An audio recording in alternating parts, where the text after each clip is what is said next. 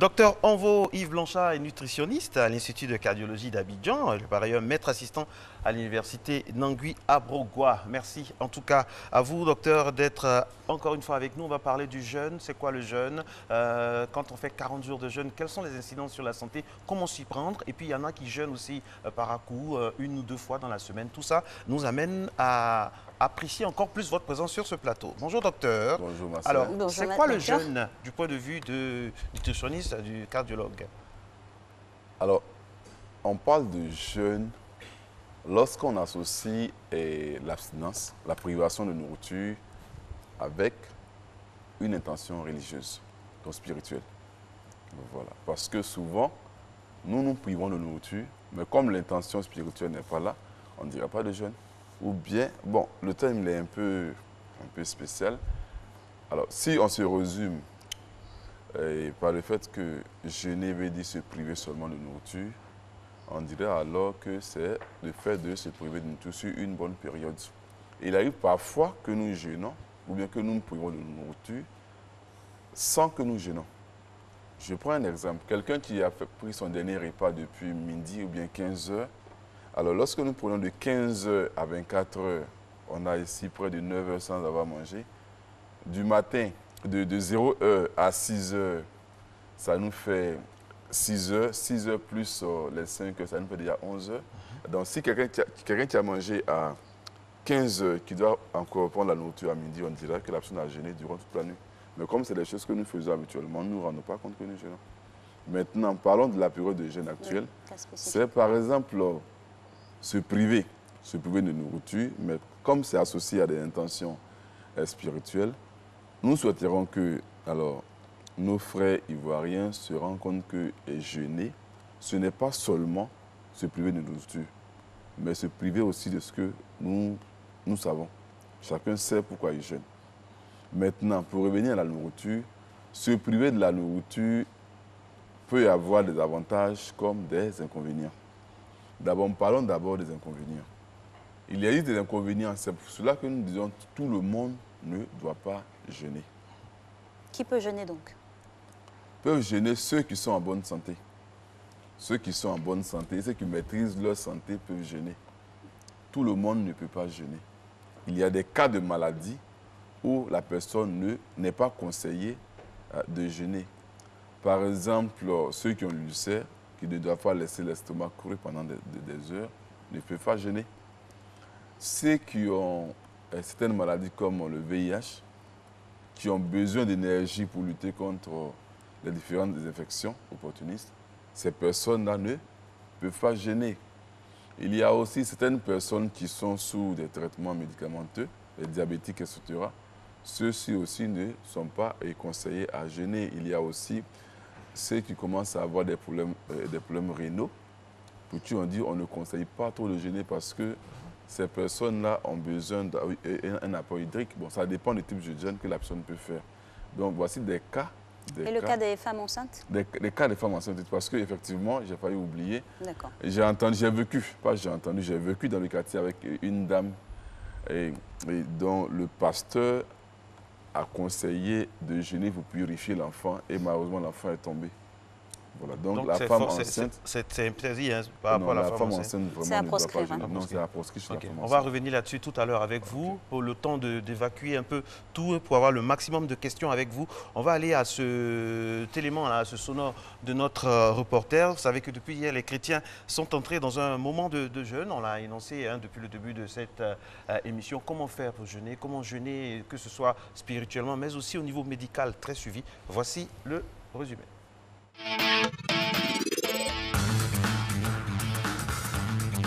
Tout le monde est appelé à jeûner, toutes les personnes physiques d'un certain âge. On ira de 15 ans au plus. Mais pour des veillards, pour ceux qui ont des problèmes de santé, tout ça, peuvent se priver de jeûner de façon physique. Mais en esprit, le jeûne n'est pas seulement une privation de nourriture, mais c'est aussi un cheminement, un temps de partage, un temps de prière, un temps de pénitence. Pour moi, c'est très important, sur le plan spirituel d'abord, voilà, pour me rapprocher de mon Dieu, Allah subhanahu wa ta'ala, et ensuite aussi au niveau de la santé. voilà, au niveau de la santé, ça me permet vraiment au niveau du surpoids, tout ça. Et puis également, pendant la rupture, il faut avoir une alimentation saine, quoi. Ce qui est conseillé, il faut à la rupture comme ça, bon, quelque chose, beaucoup de crudité, des trucs sucrés, mais pas trop.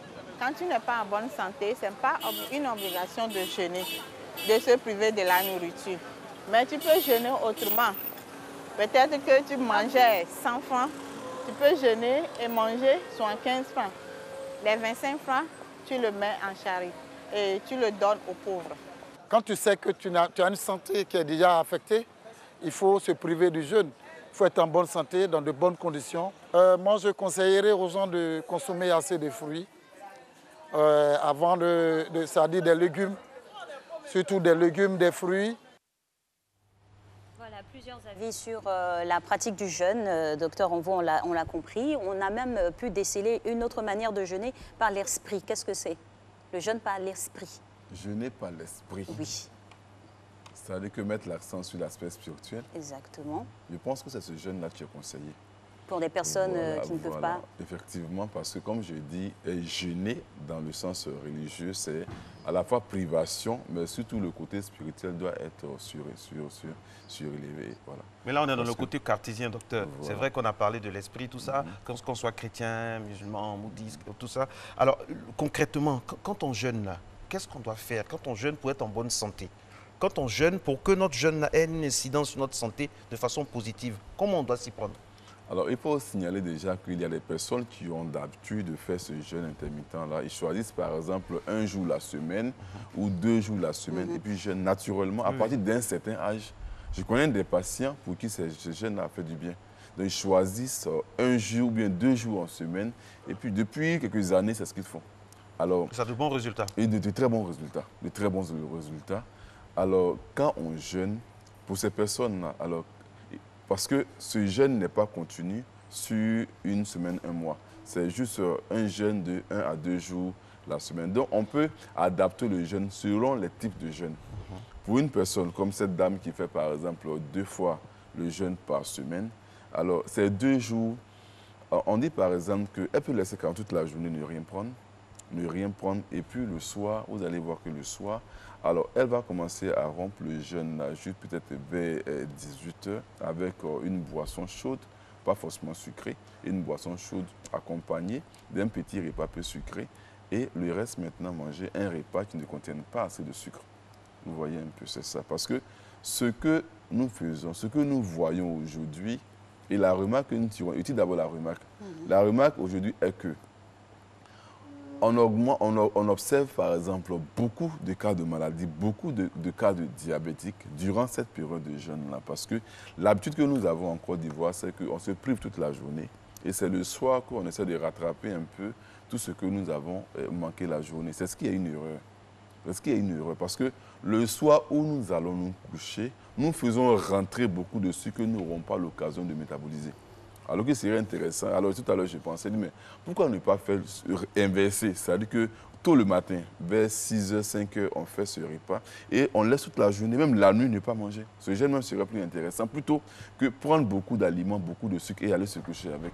Parce que les travaux que nous faisons, les recherches que nous faisons montrent que ceux qui font rentrer beaucoup de sucre dans leur corps le soir et que ce sucre n'est pas métabolisé, ces personnes-là auront des tendances diabétiques. Donc, on demande par exemple de faire une privation. Mais le soir, il faut que les repas que nous mangeons ne soient pas concentrés seulement que sur le sucre. Parce que ce que nous voyons, je le dis parce que il y a la manière dont les musulmans font le jeûne, il y a la manière dont les chrétiens font le jeûne. Mais aujourd'hui, en Côte d'Ivoire, on a tous tendance à faire comme les musulmans, c'est-à-dire qu'on rompt le jeûne à partir de 18 h et alors s'ensuit alors les jus. Après les jus, on prend les fruits. On prend un petit repas avant d'aller prier le soir. Maintenant, nous allons bien manger. Voici un peu l'habitude que tout le monde a tendance à faire. Et moi, je dis, c'est une erreur. Il n'est pas bien le soir de prendre un gros repas, surtout riche en sucre. Non, il n'est pas bon. Parce que nous aurons des tendances diabétiques. Alors, on conseille ceci.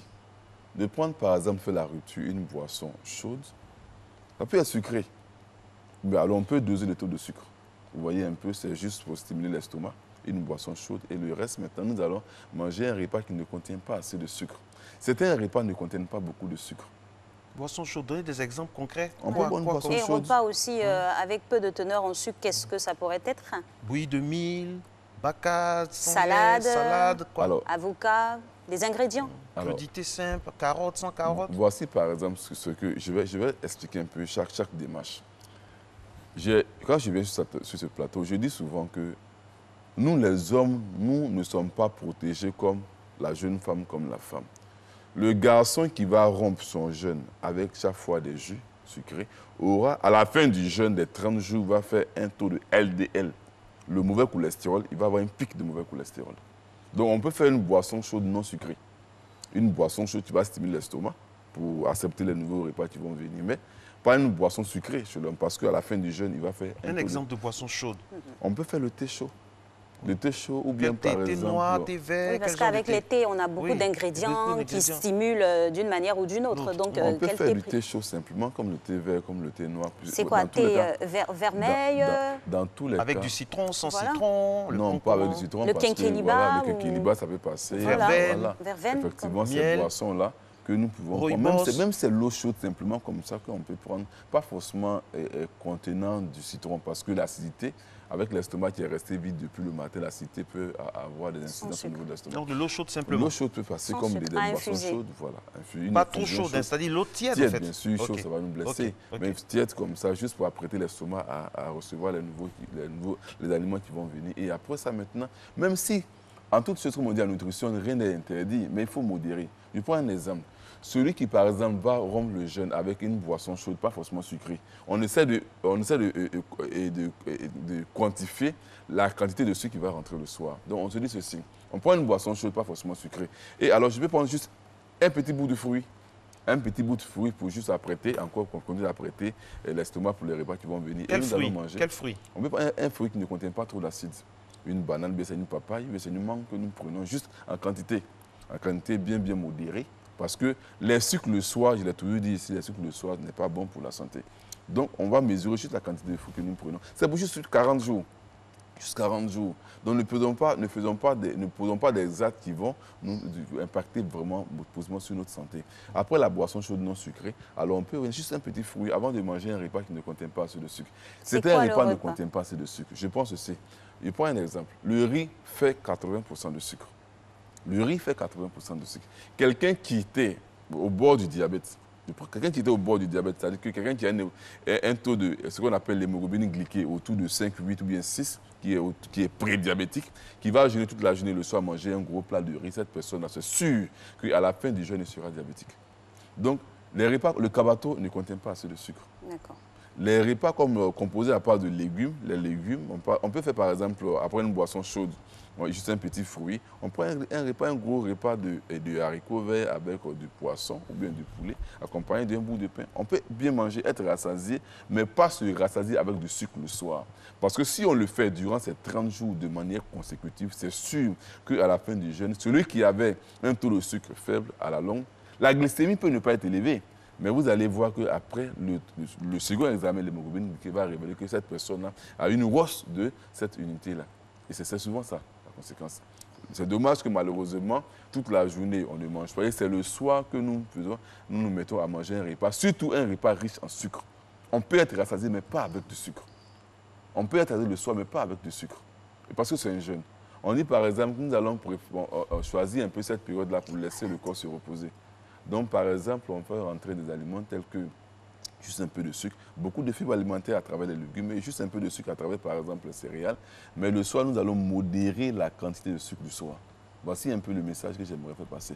Modérons la quantité de sucre le soir parce que beaucoup de personnes, après cette période de jeûne, soit ils sont diabétiques parce qu'ils ont consommé beaucoup de sucre le soir, soit ils ont un taux de cholestérol qui est élevé. Ceux qui vont rompre le jeûne avec, par exemple, les boissons chaudes, sucrées, ou bien, par exemple, avec les bouillies. Alors moi, souvent, je demande aux musulmans ou bien aux autres, mais il est écrit où que nous devons rompre le jeûne avec du jus sucré. C'est les traditions qui sont restées. Les traditions, voilà. mais si aujourd'hui, après des études, on se rend compte que nos traditions... Là, vous donnez les bonnes indications. Nos traditions, là... Heureusement que vous êtes là, justement, pour ça. Nos traditions... Éclairer nos lanternes. Voilà, effectivement. On fait de la recherche. Vous voyez, en tant qu'enseignant C'est pas parce que c'est la tradition que c'est bon.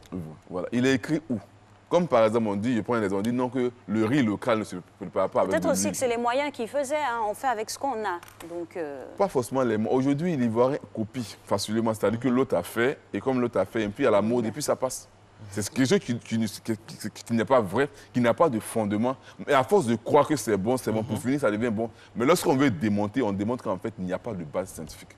Voici un peu le problème. Alors, la remarque que nous faisons, c'est que souvent, durant cette période de jeûne-là, beaucoup de maladies, on observe une hausse de certaines maladies. Sinon, le jeûne à lui-même n'est pas mauvais. On a dit que le jeûne avait des avantages. Par exemple, laisser le corps se reposer. C'est pourquoi beaucoup de personnes souvent choisissent 2 jours en semaine et jeûnent. On a vu ces personnes qui font ceci améliorent soit au niveau du poids, parce que ces personnes ne mangent pas durant ces 2 jours, donc le taux de sucre baisse, le taux de sel aussi dans l'organisme baisse, et puis le poids aussi baisse. Le jeûne aussi, vous voyez, quand nous laissons le corps jeûner, on a ce qu'on appelle, en guillemets, le renouvellement de la surface de l'intestin grêle. C'est-à-dire que alors le corps régénère. On laisse le corps se reposer et régénérer. Ça a des avantages sur l'organisme. Vous voyez, c'est ce qui est bon. Donc le jeûne a des avantages. Le jeûne a des avantages. Moi, j'ai vu une dame, et je la salue, elle jeûne 2 fois la semaine. Elle a toujours fait ceci. Et quand elle est venue me voir la première fois, elle a fait son bilan. Son bilan a toujours été bon. Et moi, j'encourage. Voilà, trop manger, c'est pas trop bon. D'accord, docteur. Vous avez indexé le sucre, a réduit pendant cette période-là. On a également aussi la pré-période avant le jeûne, parce que l'organisme est brutalement interpellé pour la rupture. Comment on doit se préparer cette étape-là? Effectivement, c'est très intéressant parce qu'il y a des personnes qui n'attendent pas le jour du jeûne pour commencer à jeûner. Ils s'apprêtent déjà, il y a une semaine avant, ils commencent à jeûner. Ils font des jeûnes, par exemple, c'est partiel. Par exemple, jeûner seulement peut-être la matinée, ou bien jeûner le soir, le temps de permettre au corps de s'adapter. Ou bien, par exemple, on fait des jeûnes fruits. Tout à l'heure, j'ai entendu dire que quand nous jeûnons, nous devons manger beaucoup de fruits. Le terme « beaucoup de fruits », c'est un terme de quantité ou de variété, ou bien variété, ou bien en termes de qualité. La qualité, mais en termes de répétition, je ne sais pas comment qualifier cela. C'est-à-dire que, est-ce que nous allons manger des fruits parce que c'est tous les jours que nous mangeons, ou bien par jour manger une quantité de fruits? C'est là que vous intervenez. Parce que lorsqu'on dit beaucoup, le terme « beaucoup », ça cache beaucoup de choses. Beaucoup. On peut dire je mange beaucoup de fruits parce que les fruits sont répétés, ou bien comme un jour je mange beaucoup de fruits. J'aimerais inviter les uns et les autres à comprendre qu'un fruit, c'est du sucre. Un fruit contient du sucre. Et que nous devons modérer notre consommation en sucre. On peut faire un jeûne. Ceux qui, par exemple, commencent à faire des pré-jeûnes, si je peux le dire, ou bien, par exemple, cette période d'adaptation de jeûne, avant que le jeûne ne commence, à prendre un fruit par jour, ou bien 2 fruits par jour, c'est bien conseillé. Souvent, nous faisons des jeûnes où, par exemple, nous faisons uniquement que 1 à 2 fruits par jour, ou bien seulement le jour, nous faisons un fruit avec, par exemple, une protéine. Alors, je dis ceci. Nous avons un certain âge où nous ne dépensons pas assez d'énergie comme ceux qui font les travaux champêtres, bien ceux qui, les dockers, etc. Donc l'énergie, nous avons juste besoin d'énergie pour entretenir le corps. Nous n'avons pas beaucoup de dépenses énergétiques. Donc choisissons les aliments qui sont essentiels. Si par jour, vous avez consommé un fruit ou bien 2 fruits par jour avec une bonne protéine, c'est essentiel. Alors, docteur, il faut revenir, parce que malheureusement, quand c'est bon en matériel, ça finit tellement vite et c'est toujours comme ça. Alors, parlons des personnes âgées. Oui. Ça, il y a une forte connotation de personnes âgées qui sont impliquées dans ce jeûne-là, à qui c'est difficile d'interdire. Alors, comment faire en sorte que ces personnes âgées puissent jeûner sans danger? Voilà, ces personnes âgées, chez eux, le cas c'est un peu délicat. Oui, très parce que déjà, dernièrement, j'ai souligné un peu le cas des personnes âgées. Il y en a des déficits en calcium, des risques de déshydratation, etc. Alors, lorsque ces personnes vont jeûner, je souhaite que ça soit vraiment l'essentiel. Vous voyez un peu. Qu'est-ce que c'est l'essentiel? L'essentiel, c'est-à-dire qu'on dit, voici les risques que ces personnes, des risques que courent ces personnes-là. Donc, on dit, alors, on va établir un régime alimentaire sur ces personnes-là, de sorte que le taux de calcium par jour ne puisse pas être en déficit, puisqu'ils sont déjà des personnes à risque. Donc, ces personnes-là, soit ils mangent le matin, et puis le soir, mais de sorte que la composition du matin puisse contenir déjà ces protéines-là, ou bien ces calciums-là le matin et puis le soir. De sorte que durant ces 20 jours, bien ces 30 jours, on ne risque pas d'avoir encore des cas d'ostéoporose, ou bien des cas de fracture des os. Vous voyez un peu. Donc, par exemple, on va privilégier les aliments qui sont riches en calcium. Vous voyez un peu, par exemple, moi je dis le poisson, chez les personnes âgées, je conseille plus du poisson et en termes de quantité. En termes de quantité chez les personnes âgées. Privilégier par jour les 2 éléments essentiels, c'est-à-dire que la base de protéines, donc les poissons, et la base de ce qui peut être les fruits. Vous voyez un peu, 1 à 2 fruits par jour et le reste, on accompagne avec beaucoup d'eau. Donc, vous voyez un peu, les 2 éléments, protéines, donc du poisson, qui contient aussi du calcium pour renforcer les os, et aussi, on a les fruits, 1 à 2 fruits que l'on peut prendre accompagnés de l'eau, parce que il faudra boire de l'eau pour que l'eau puisse drainer un peu les différents éléments que nous avons pris dans les fruits. Docteur, vous avez parlé de protéines pour faire écho pour tout le monde, pour tous ceux qui jeûnent. C'est à privilégier le poisson et le poulet que vous avez cité ici. Parce que pourquoi pas la viande rouge? Voilà, parce qu'en fait, la digestion, on suppose que la période de jeûne est une période où on veut laisser le corps se reposer, où on veut détoxiquer le corps. Donc, on se rend compte que la digestion de la viande est plus difficile que la digestion du poisson ou bien du poulet. Donc, si c'est dans l'intention que nous visons, c'est-à-dire que celui de laisser le corps se reposer, alors on va orienter le corps vers les aliments qui n'ont pas besoin d'un grand effort pour la digestion que celui de la viande. Voilà, donc voici un peu, c'est dans ce sens-là que il faut laisser la viande rouge. Il faut réduire la viande rouge pour ceux qui ne jeûnent pas, les enfants, et puis se orienter vers le poisson, surtout pour... Voilà, ceux qui jeûnent. Merci beaucoup à vous, docteur Yves Blanchard, qui est notre invité régulièrement les jeudis pour parler santé. Ce qu'il faut retenir, c'est que le jeûne est très bon pour la santé parce qu'il concourt au renouvellement de la surface de l'intestin grêle. Il est très très bon aussi, permettre au corps de se reposer un temps soit peu. Mais attention, il faut prendre garde par rapport au sucre qui peut constituer un piège. Et puis, il faut vraiment, je pense, faire un examen médical avant et puis être vraiment en contact avec son médecin.